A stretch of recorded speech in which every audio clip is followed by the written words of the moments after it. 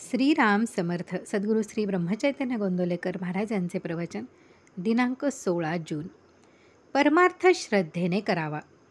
आपण मनुष्य जन्माला आलो ते भगवंत प्राप्ती करताच आलो. आत्तापर्यंत मी पुष्कळ योनी हिंडलो. भगवंताने आता मनुष्य योनीत आणले.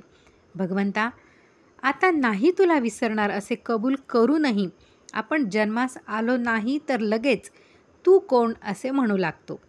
संत आपल्याला तोच मी असे भगवंताजवळ कबूल करून आल्याची आठवण करून देतात. पण संतांनी जागे केले तरी आम्ही मात्र पुन्हा तोंडावरून पांघरून ओढून घेतो. याला काय करावे? झोपेचे सोंग घेतलेल्याला जागे करणे कठीणच जाते. पुष्कळ तीर्थयात्रा केल्या पण होतो तसाच राहिलो. यात दोष गंगेचा का माझा? गंगेच्या काठी कितीतरी लोक येतात, स्नान करतात, पूजाअर्चा करतात. मग हे कलियुग आहे असे कसे म्हणावे असे एकाने म्हटले. त्यावर दुसरा म्हणाला, याचे प्रत्यंतर समोरच दाखवतो.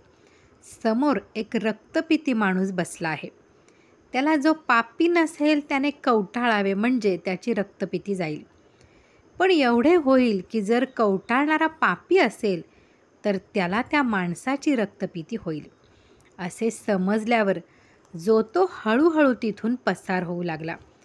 म्हणजे एवढे नेमनिष्ठ विद्वान गंगामाईचे रोज स्नान करणारे तरी आपले अंतःकरण शुद्ध झाले आहे असे त्या कुणालाच वाटले नाही.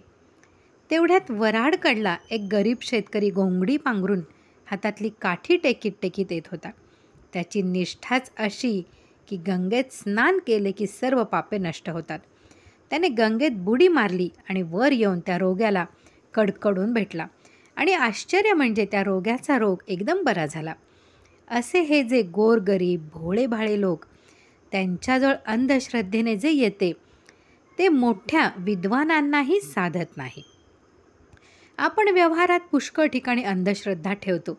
घरून कचेरीला निघताना वेळेवर आपण पोहोचू अशी अंधश्रद्धा आपली असतेच. कधीकधी आकस्मिक कारणाने आपण कचेरीला पोहोचू शकत नाही तरी पण आपण भरवसा ठेवतोच. व्यवहारात आपण एकमेकांवर जेवढी निष्ठा ठेवतो तेवढी जरी भगवंतावर ठेवली तरी भगवंत आपल्याला समाधान देईल. परमार्थ पूर्ण समजून तरी करावा किंवा अडाण्यासारखा श्रद्धेने करावा. पण आपण आहोत अर्धवट, म्हणजे पूर्ण कळलेले नसून आपल्याला ते कळले आहे असे वाटते. अशा माणसाला शंका फार आणि त्याचे समाधान करणेही फार कठीण जाते. अमुक एक खरे आहे असे कळूनसुद्धा ज्याला आचरणात आणता येत नाही तो मनुष्य खरा अज्ञानी.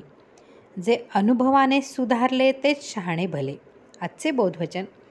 परमार्थामध्ये अंधश्रद्धेची मुळीच गरज नाही, पण तिथे श्रद्धेशिवाय मुळीच चालायचे नाही. जानकी जीवन स्मरण. जय जय राम.